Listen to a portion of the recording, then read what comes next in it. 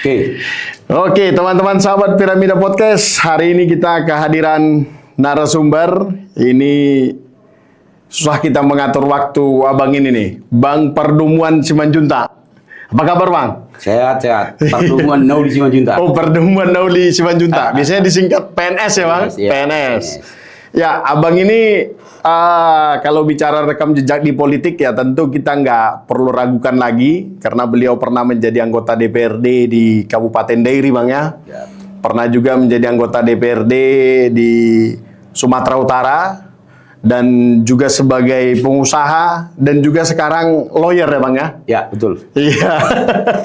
Kalau dari rekam jejak ya tentu teman-teman nggak perlu ragukan lagi, pasti sangat berkompeten kita. Tapi sebelum kita bahas ke topik kita seputar Kota Pematang Siantar, Bang, tapi kita mau tanya dulu. Dulu waktu anggota DPRD di Dairi tahun berapa, Bang? 2004-2009. 2004-2009. Betul. Ya. Itu dari partai apa, Bang, dulu? Partai Indonesia Baru, PIB. PIB ya, PIB. Iya, betul. Dr. Sahrir dulu ketua umumnya. Oh, Dr. Sahrir. Iya. Lalu kemudian, tapi kalau untuk provinsinya bukan di Dairi ya, Bang? Bukan, dari Dapil 10. Siantar Simalungun. Siantar Simalungun. Kenapa memutuskan waktu itu pindah jadinya, Bang? Jadi habis dari anggota DPRD Dairi 2009, 2009. saya balik kampung, pulang kampung. Karena saya kan Di Siantar ya. Balik kampung, ya tahun 2014 saya kemudian calon ke Sumatera Utara dari Dapil Siantar Simalungun. Iya, itu Partai Hanura Bang ya? Partai Hanura. Partai Hanura. Ya, jadi supaya kalau di kampung orang itu dia bisa terpilih, kampung sendiri harus terpilih juga. Iya. Iya. Tapi kalau waktu di Dairi itu ada nggak signifikan perbedaan kultur politik di sana sama kondisi di Siantar Simalungun yang Abang lihat? Oh, pasti ada. Yang pertama kan Dairi itu kan kabupaten. Iya. Kan begitu. Yang kedua pada saat itu kan masih 2004. Masih 2004 ya. Masih yang tengahnya reformasi. Iya, reformasi. Nah, artinya konsolidasi ke rakyat itu juga masih lebih gampang. Nah, belum kuat-kuat kali apa ini. Money politiknya gitu ya, Bang. Serangan pajar ya. Iya, jadi agak mudah-mudah tipis juga bisa menang kira-kira gitu. Iya. Ya Bang, dengan perjalanan Abang yang sudah matang lah kita bilang melihat kondisi politik. Kalau sekilas Abang lihat kondisi iklim politik di kota kita ini gimana Bang? Di kota Siantar ini? Saya memang akhir-akhir ini agak kurang kurang berminat membahas kondisi Siantar ini ya kan. Tapi rasanya agak sedikit gak ada yang perlu diperbincangkan mungkin. Gak ada yang perlu diperbincangkan Siantar ini. Karena masih itu aja. Permainannya tidak ada yang semacam radical break yang dilakukan oleh pemerintah yang terpilih sekarang ini. Iya, betul. Jadi gak ada apa yang perlu kita protes. Paling kira-kira masih menunggu kita. Apa kira-kira program yang dibuat oleh pemerintah yang baru ini. Wesi Sirala dulu sebagai wali kota ini untuk membuat Siantar ini lebih baik, lebih percaya ke depan, Siantar akan lebih maju seperti itu. Jadi kita belum ada semacam harapan yang bisa kita harapkan ke arah ke situ. Iya. Konteks ini. Jadi agak apa yang perlu kita bahas sebenarnya. Tapi secara sepintas saya lihat bahwa dalam kepemimpinan yang 10 bulan ya. Iya, 10 bulan. Kurang lebih sudah 10 bulan. Ya, yang belum ada. Lagi pula memang dari sisi program kalau kita bertolak ukur dari anggaran misalnya, bahwa kan anggaran yang sekarang 2022 ini masih disahkan oleh pemerintah yang Ibu Dr. Susanti ya. Iya, masih itu. Artinya masih program yang lama. Nanti mungkin kita akan lebih bisa memberikan kritik yang lebih tajam ketika sudah disahkan APBD 2026 yang memang melalui mekanisme setelah disahkannya RPJMD. Iya. Nah, kita katakan RPJMD Siantar ini kan itu mengacu daripada visi misi calon kepala daerah. Kepala daerah. Dituangkan dalam RPJMD. Dari situ nanti didistribusikan program itu ke APBD kita 2026. Iya. Apakah sesuai dengan visi misi yang tadi, sesuai dengan kondisi daerah, kan gitu. Nah, dari situ kita bisa perangkat untuk mengkritik bagaimana sebenarnya program daripada pemerintah yang baru Siantar ini bisa seperti yang kita dengar waktu dia kampanye lebih mensejahterakan rakyat apa jargonnya seperti itu. Tapi nampaknya ya belum juga. Yang kalau kita katakan juga istilah radical break misalnya dalam 10 bulan ini dalam konteks manajemen dia juga di pemerintahan. Belum ada yang kita lihat ada contoh misalnya apakah dia memang sudah percaya dengan SKPD yang sekarang ini melaksanakan program dia, karena sampai sekarang juga belum ada perubahan. Belum ada perubahan. Memang itu yang kita percayakan. Tapi saya kira sebagai dia pemimpin yang baru, ya setidaknya harus ada perubahan untuk melaksanakan visi misi dia itu. Supaya bisa terjangkaukan di lapangan. Kalau masih orang yang lama-lama, mungkin saya tidak menafikan kemampuan yang lama. Yang lama itu sebenarnya, tapi juga seorang kepala daerah kan dalam mengejawantahkan program dia itu harus dia tidak hanya kemampuan intelektualnya yang dinilai dia, walaupun itu penting, tapi kepercayaan dia terhadap yang melaksanakan itu di lapangan kira-kira gitu. Ya, nggak semua orang pandai juga bisa melaksanakan apa yang dalam pikiran kita sebagai kita pemimpin kira-kira gitu. Itu sampai di situ mungkin yang perlu saya sampaikan tentang kondisi politik Siantar ini. Tapi kalau Abang lihat lah, kalau seperti penjelasan Abang tadi kan alurnya dapat Bang ya. Maksudnya Abang memahami proses RPJMD ya kan, kemudian perda-perda yang akan diterjemahkan dalam APBD. Nah kalau kita lihat kan track record Pak Wesley ini kan sebagai pengusaha, notaris gitu ya kan. Menurut Abang sebenarnya penting nggak kepala daerah itu seharusnya punya rekam jejak gitu loh, punya rekam jejak di dunia politik itu yang kemudian karena ada kecurigaan kita ketidakpahaman Bang gitu. Gimana respon Abang gitu? Iya, harusnya perlu kan gitu kan. Jadi ya track record misalnya seorang pengusaha, saya yakin kalau dia misalnya pastinya juga pasti bergabung diskusi dengan banyak orang. Termasuk orang politik juga. Jadi dia kan berdomisili di Jakarta selama ini. Iya, di Jakarta. Harusnya itu sebagai seorang notaris yang saya tahu sampai sekarang kan dia tidak pernah menjadi seorang notaris yang profesional. Kan gitu. Memang lebih banyak di usaha Bang ya. Kan MKN-nya dia, MKN memang kesarjanaan yang kenotariatan. Tapi dari sisi pengusaha yang kita lihat, kalau memang dia punya track record, mempunyai hubungan diskusi dengan para juga politikus, pejabat ketiga pengusaha, harusnya nggak seperti yang terjadi. Harusnya kan gitu, harusnya. Saya nggak tahu juga karena faktor umur juga menentukan kan begitu kan. Faktor juga menentukan kan begitu, sehingga mungkin tidak segesit waktu dia muda. Nah, tapi saya pikirkan walaupun tidak gesit, seorang pimpinan kan tidak harus fisiknya seperti itu. Tapi sudah ada program di dalam otak dia itu. Tidak lagi pula dia lahir dan besar di Siantar ini. Gimana membuat Siantar ini, permintaan orang Siantar ini supaya lebih maju gitu. Lebih maju ya. Atau setidaknya mengembalikan posisi Siantar seperti zaman yang lalu. Zaman kejayaannya. Zaman kejayaannya. Dengan jargon kota pendidikannya. Bahkan dulu Siantar ini juga termasuk kota olahragawan juga. Karena banyak bibit-bibit olahraga yang berasal dari Siantar ini. Kita tahu itu, bahkan toko-toko bulu tangkis misalnya, ada sampai yang dari Siantar ini. Kan begitu. Pemain bola juga dulu, sepak bola nasional juga berasal dari sekitaran Siantar lah gitu. Ada Riko Simanjuntak juga kan? Itu masih baru-baru. Kalau dulu masih banyak. Saya masih ingat itu. Saya masih ingat itu bagaimana serunya dulu olahraga sepak bola di Siantar ini. Kan gitu kan, serunya dan olahraga yang lain. Kan begitu. Tapi katanya stadion mau dibagusin katanya Pak. Iya kan mau. Kan cerita mau dikit-dikit. Anggarannya gue nggak tahu dari mana. Jadi ada cerita bisa aja program sekarang ini dibilang saya 5 tahun sampai ke depan pun jadi. Belum jadi. Betul. Dulu kalau ada program yang mana mau dia membangun stadion itu. Kan kita nggak tahu. Apakah untuknya fasilitas sepak bola saja atau untuk seluruh fasilitas olahraga di sana? Kita belum tahu. Sumber anggarannya dari mana? Kan gitu. Coba kita lihat dulu, bentar lagi kita kan mungkin mau RAPBD 2026. 2026. Apakah ini sudah bagian daripada nanti rancangan bahwa itu akan sumber anggarannya dari mana kira-kira gitu. Kan masih mau namanya ini. Masih omong-omong lah gara-gara gitu. Jadi kalau nggak jadi mau bilang apa gitu.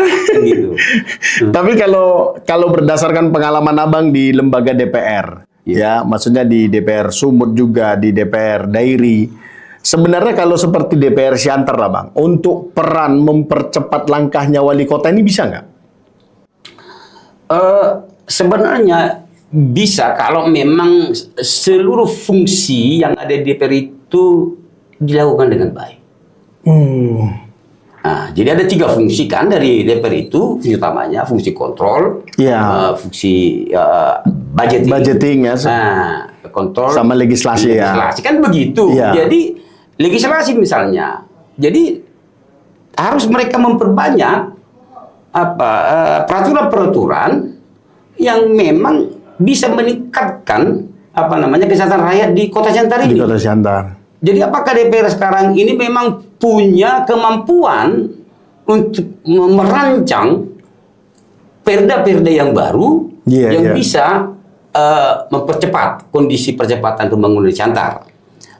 Fungsi kontrol misalnya, artinya sekarang juga DPR harus bisa mengkontrol semua bidang terhadap apa yang sekarang mau dilakukan pemimpinnya wali kota. Tidak hanya mengkontrol kebijakan misalnya anggaran setelah APBD disahkan. Iya, betul. Yang lain juga harus dikontrol. Iya. Bisa dipanggil juga. Berarti sebenarnya DPRD bisa panggil wali kota ya? Iya bisa. Bisa panggil wali kota. Bisa kan gitu. Apapun isu-isu yang ada bisa dipanggil. Iya, betul. Itu hak mereka. Karena ada di situ masih fungsi-fungsi DPR, hak bertanya, inisiatif segala macam banyak. Kan gitu. Karena kalau kita tengok kan Bang, ada beberapa seperti Pasar Horas itu Bang. Ya. Nah itu kan belum dibangun-bangun juga kan. Iya. Berarti sebenarnya kan DPR bisa panggil juga wali kota ya. Ya kan kita kalau lewat dari situ kan selalu macet. betul. Kan gitu. Betul. Supaya cepat ini tidak macet. Kan seperti itu. Berarti percepatan pembangunan Pasar Horas itu. Atau bagaimana caranya? Ya dipanggil. Kalau nggak dipanggil dia kan mungkin kelupaan nanti tentang pembangunan itu. Panggil supaya dia ingat. Nah, DPR-nya juga kalau dipanggil itu, makanya DPR juga harus bertanggung jawab dalam pembahasan anggaran 2024 bagaimana kebijakan anggaran untuk itu. Iya. Harus dimulai dari sekarang. Betul. Jangan cuma hanya nunggu, sekarang pembahasan PBD, oke, habis itu perjalanan dinas. Kan? Baru sebentar, tunggu lagi pembahasan RAPBD. lagi. Nah, baru nanti nunggu-nunggu apa yang sudah dirancang oleh tim anggaran pemerintah daerah. Itu aja. betul. Harus ada dalam anggaran ini juga harus ada yang namanya proses yang dibuat oleh DPRD itu sehingga nanti tim anggaran pemerintah daerah itu bisa masuk ke apa yang mau dianggarkan ke depan. Tapi tidak harus menyesuaikan terhadap RPJMD yang tadi kira-kira gitu. Iya betul. Jangan berhenti, jangan cuma fungsi budgeting hanya mengawasi atau mensahkan APBD itu budgeting, kontrol nanti fungsi kontrol mengkontrol hanya APBD. Nah, kan gitu fungsi legislasi apa kira-kira kan? Ini harus terus. Itulah mungkin itulah yang diproses sekarang oleh masyarakat sekarang tentang fungsi DPR ini kan. Fungsi gitu, DPR. Kan? Jadi menurutku gitu kan. Banyak peluang, banyak tools di DPR itu, alat di DPR itu untuk mempertanyakan, bersama-sama membangun. Kan gitu kan? DPR juga pemerintah kan? Iya, betul. Dalam undang-undang kan? Betul. Itu. DPR bersama-sama dengan kalau wali kota. Itu bagiannya kira gitu. Yang dilihat, makanya DPR-nya harus juga banyak yang namanya hearing misalnya terhadap masyarakat yang diperlukan. Adanya reses. Di reses itu kan mereka tahu apa yang dibutuhkan. Apa yang dibutuhkan masyarakat. Contoh sekarang seperti ini, walaupun belum APBD yang disahkan oleh pemerintah yang baru, ini banyak kan jalan kita kopak-kapik ini. Nah, iya betul. Nah, betul kalau lewat wali kotanya, atau lewat DPR-nya ya, rujukan kepada wali kota. Wali kota kan bisa panggil KPD untuk itu, KPD untuk itu. Iya. Nah, itu ada anggaran pemeliharaan misalnya. Betul. Coba kabut ke situ gitu loh. Di daerah kota juga banyak berlubang-lubang. Berlubang seperti itu kan. Iya. Kan kalau lewat kan bisa panggil ini kok berlubang ini. Masih ada anggaran pemeliharaan kita untuk anggaran 2020 misalnya. Coba kabut ke sini. Kira-kira gitu. Betul. Jalan. Tidak hanya yang namanya anggaran yang sudah pembangunan jalan-jalan ini gitu tunggu-tunggu enggak. Karena ada anggaran untuk pemeliharaan sebenarnya. Tidak harus itu menunggu untuk anggaran berikutnya, sekedar untuk diratakan, kan kira-kira gitu. Tapi kalau kita lihat lah Bang, ini kan penjelasan Abang ini sebenarnya kalau kita simak, udah abang yang lebih cocok wali kota. Udah tua juga. Nanti datang tiba-tiba nanya, "Imarga apa ya?" Saya kan udah tua. Tapi kalau abang pribadi pernah berinteraksi nggak dengan Pak Wesley nih? Oh, kalau saya pernah. Satu kampung, satu kelurahan kami, Kelurahan Kaheyan. Oh, Dekat rumah kami. Ya, dulu bahkan orang tua saya dengan orang tua beliau juga berkawan dulu. Oh, iya. Orang satu kampung. Tapi kalau untuk seputar sharing soal kota, soal apa, semenjak terpilih belum pernah ya, Bang? Belum pernah. Karena kita yakin sama dia, ya kan? Untuk sementara lah, masih yakin sama dia. Ya kan udah dari Jakarta, pengalamannya tinggi kan gitu. Kita tunggu dulu.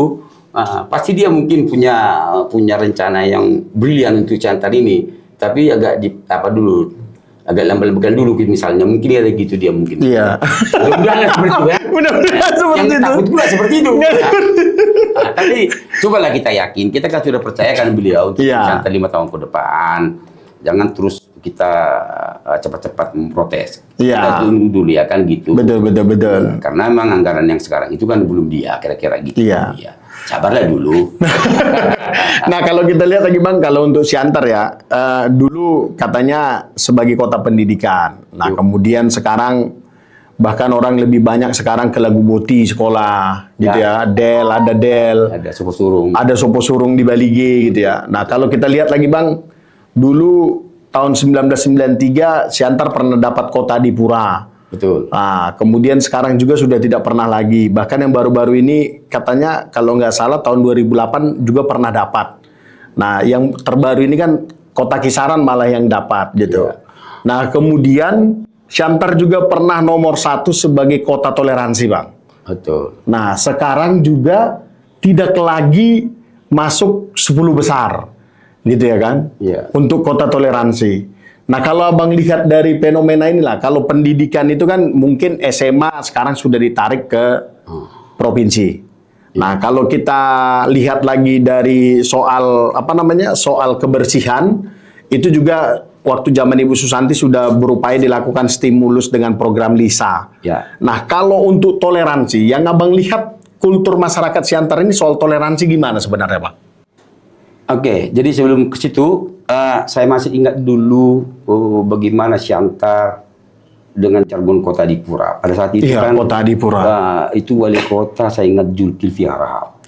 Waktu itu dapat Adipura kita kan. Iya Pak. Dan itu sangat dulu itu penghargaan Adipura ini dulu masih nilai tinggi nih. Nilai tinggi, sekarang betul. sudah agak berkurang lagi kan. Iya, betul Bang. Kota Adipura sampai ada tugunya Bang ya. Adipura. Tugu Adipura. Kota kebersihan di Siantar ini.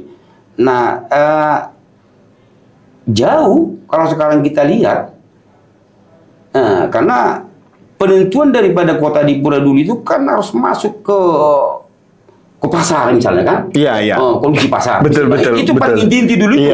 Kemana TPA-nya, tempat pembuangan air sampah. Itu penilaiannya. Kalau sekarang kita tengok, ya memang jauh menurun lah seperti itu. Saya nggak tahu dapat lagi atau enggak. Tapi masa-masa dulu Julki Araf, Bu Anafia, di situ jago-jago Adipura. Jago-jagonya dulu. Kalau kota pendidikan, ini memang udah lama kita nih jagoannya kan gitu kan. Siapa nggak tahu dulu STM HGBB. Bahkan SMA Kristen yang Jalan Gereja ini, jago dulu ini kan. Kok SMA-nya juga, itu persaingannya tinggi, SMA 1, SMA 2, SMA 3, Siantar waktu itu kan. Iya, betul. Tahun 70-an ke 80-an. Bahkan SMA yang Katolik juga, ini kan idola juga ini. Banyak datang dari luar. Kalau sekarang kita tengok, memang gini, fenomenanya banyak ke Lagu Boti memang ke Balige misalnya itu karena memang ada sesuatu yang lebih di sana itu sekolahnya itu, makanya berangkat ke sana. Tapi dari jumlah sekolah memang Siantar ini pantas kota pendidikan dari jumlahnya banyak ya, banyak sekali betul. Tapi kualitas juga memang nggak sehebat dulu. Kalau sekarang kan masih SMA swasta misalnya Budi Mulia masih di Sumatera Utara masih itu top ya lah. Bahkan kalau ranking nasional masih dapat. Iya kan gitu. Betul. Kira-kira jadi alumni juga dari SMA negeri juga sih banyak yang jago-jago itu. Banyak yang jago-jago, banyak yang sudah melakukan jenderal juga. Nah, makanya dikatakan kota Adipura, satu-satunya juga apa namanya sekolah tinggi teologi ya. Iya. Nah, ini kan Siantar ini kan hebat. Ya betul. Sampai sekarang masih diakui kan seperti itu. Ya masih banyak lain jago. Itu kalau aku tengok dari situ. Dari segi kota toleran yang tadi, ya Siantar ini paling hebat juga ini. Jagoannya kota toleran itu. Iya. Kita buktikan misalnya, mulai dulu nggak ada persoalan-persoalan di sini yang namanya SARA, nggak ada itu.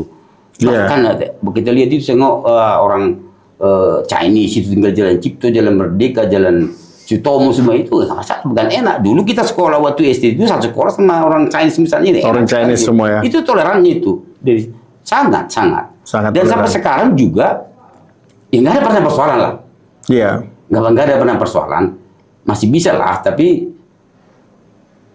masih yakin aku kalau Siantar masih termasuk kota toleran. Toleran ya. Iya. Tapi kan kalau kita lihat Bang, ini beberapa fenomena yang baru saja terjadi Bang. Ini ada statement dari kelembagaan Kristen yang kemudian untuk menolak kehadiran pemuka agama Muslim, gitu ya. Habib Rizik Syihab. Ya. Nah itu kan kemarin itu kan sempat gempar juga. Oh, ini kok bisa ini. iya. Oh, iya. Ada penolakan yang terjadi di kota Siantar yang belum, yang maksudnya ini sesuatu yang baru di Siantar. Seperti padahal Abang bilang tadi, track record Siantar ini berlingkungan beda agama, beda keyakinan, beda suku, itu hal yang biasa. Tapi kali ini apakah ini bentuk upaya memecah belah atau gimana yang Abang lihat? Iya, yang saya dengar itu ada yang namanya penolakan terhadap salah satu tokoh agama. Iya, yang betul. Kan tabligh akbar di sana. Tabligh akbar, acara maulid ya. Aku yang menolak itu yang intoleran. Iya. Iya, betul. Ada rupanya kita alasan untuk menolak orang untuk melakukan kegiatan itu. Nah, gini kan prosesnya. Kita lihat misalnya akan mengadakan tabligh akbar misalnya. Iya. Berarti kan mereka itu mengundang itu, harus mengundang itu kan sudah melakukan mekanisme yang pas misalnya. Iya, Tidak iya. ada izinnya, tak apa namanya itu melakukan itu. Kenapa ditolak? Yang datang juga warga negara Indonesia kok. Iya, betul. Jadi apa yang perlu ditolak di sana? Kalau menurut saya menolak itu yang intoleran. Kalau kita tengok kan Bang, dari rilis-rilisnya yang dibuat, justru katanya menjaga Siantar ini sebagai kota toleran, jangan masuk seperti Habib Rizik yang tidak toleran gitu. Gitu-gitulah bahasa di dalam rilis itu gitu. Mengkhawatirkan memecah belah masyarakat Siantar. Gitu-gitulah pembahasannya. Seujon itu. Seujon. Iya, artinya kok dia menduga-duga. Berarti justru menurut penilaian Abang yang menyatakan itu sebenarnya yang intoleran ya, yang intoleran. Tidak ada alasan untuk menolak itu. Iya. Tidak ada kan undang-undang itu. Betul. Kebebasan melaksanakan kegiatan masing-masing. Masing-masing memeluk gitu. agama masing-masing ya, Bang. Iya, jadi apa yang perlu kita persoalkan di sana? Betul. Buktinya tadi malam ya. Iya, nah, tadi malam. Apa rame gelang, nggak ada Rame. masalah. Lalu Iya. lintas aman semua. Betul. Apa yang perlu ditakuti? Diikuti itu. Iya. Kenapa kita takut datang orang misalnya mengadakan semacam apa tabligh akbar atau apapun di sini? Iya, betul. Iya, bebas aja. Ya justru kan kalau kita lihat Bang, di Siantar ini kan saking keberagaman itu kalau kita lihat ya, kampus-kampus yang berbasis Kristen pun Iya. banyak mahasiswanya juga yang non Kristen. Betul. Contoh seperti Nomensen. Ya, Nomensen itu kan kampus-kampus ya kita bilang punya HKBP Bang ya kan. betul. Jelas Kristennya, tapi banyak juga Kuliah di sana muslim kuliah di sana Muslim. atau agama yang lain. Iya. Nah kalau kita lihat kan gesekan-gesekan yang diciptakan provokatif seperti yang tadi, ini kan bisa berdampak luas kemana-mana nih Bang. Iya, ini bisa. Makanya hati-hati dalam membuat statement gitu. Iya. Apalagi yang namanya membuat statement itu ialah memakai organisasi kepemudaan agama ya. Iya, betul. Itu yang saya baca. Dan juga seorang yang intelektual misalnya seperti itu, Iya. akademisi lah kira-kira. Iya. Saya kira saya nggak tahu latar belakangnya bisa menolak itu, mengadakan statement menolak gitu. Iya, betul. Karena Ya, dampaknya besar ya, Iya Bang. pasti berpengaruh kalau Iya. itu menjadi pembicaraan. Iya, betul. Mudah-mudahan nggak nggak berlanjut kan kita harapan kita. Iya, pasti, Kita betul. pertahankan kota Siantar kota yang toleran. Yang toleran. Kalau itu berdampak ya berdampak juga. Apalagi yang saya dengar bahwa yang statement itu juga seorang akademisi di universitas yang tadi itu. Iya. Nah, jadi apa yang perlu dipersoalkan di sana. Betul. Makanya saya bilang tadi, ya yang banyak saya menolak itu yang intoleran. Itu yang intoleran ya. Oh, aneh. Saya lihat, saya lahir tahun 66 di Siantar ini. Besar sekolah di sini. Siantar ini. Saya nggak pernah temukan itu. Kita rasa tidak pernah dengar yang begitu-begitu ya Bang ya? Nggak pernah banyak. Di sini kan sudah terbentuk semua organisasi. Organisasi kepemudaan, organisasi kemahasiswaan. Mulai dulu sudah ada di sini. Nggak pernah ada seperti itu. Dalam konteks untuk dalam pelaksanaan yang namanya seremonial agama. Seremonial agama. Sekarang jadi ada. Iya, betul. Gitu. Kok sekarang jadi muncul seperti itu. Betul. Dulu, bahkan saya juga bagian daripada organisasi itu. Iya. Kan gitu. Seniornya gitu loh. Iya. Jadi artinya cobalah hati-hati. Mari kita pertahankan Siantar ini sebagai kota toleran. Bahkan itu diakui di Indonesia ini. Iya betul. Coba kita lihat dari segi suku juga semua ada di sini. Semua ada di sini. Agama juga semua ada di sini. Udah enggak pernah ada persoalan-persoalan itu. Betul. Jadi jangan ada yang macam-macam memicu, apalagi itu yang namanya seperti itu ialah dilindungi oleh undang-undang yang berlaku di Indonesia ini. Iya. Ya Bang, ini untuk pertanyaan terakhir. Ini dengan melihat background Abang ya selaku yang sudah matang di dunia politik, ini untuk sesi terakhir ini kita pengen Abang berikan seperti kata baik itu motivasi atau inspirasi untuk anak-anak muda yang supaya bisa mau ikut berkontribusi memajukan kota Siantar dan juga terjun ke dunia politik, Bang. Ini anak-anak muda sekarang malah surus, Bang. Maksudnya apatis dengan kondisi politik ini. Gitu, apatis dia. Ya, Abang tentunya juga mantan aktivis mahasiswa, gitu kan. Ya, pastinya bisa menjadi inspirasi mereka lah gitu.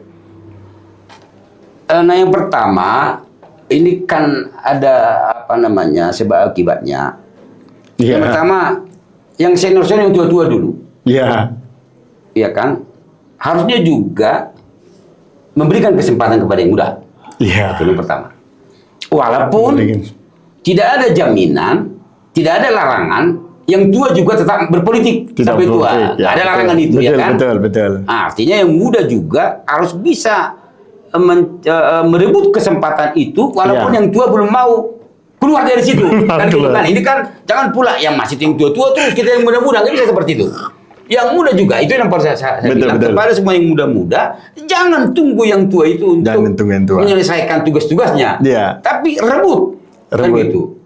Karena tidak ada larangan yang tua juga berpolitik. Nggak ada larangan. Betul. Jadi makanya, tapi kita juga harapkan yang tua-tua juga, yang senior harus memberikan motivasi terhadap yang muda-muda, karena jalurnya kita berbuat untuk daerah kita, untuk negara ini, ialah harus jalur politik.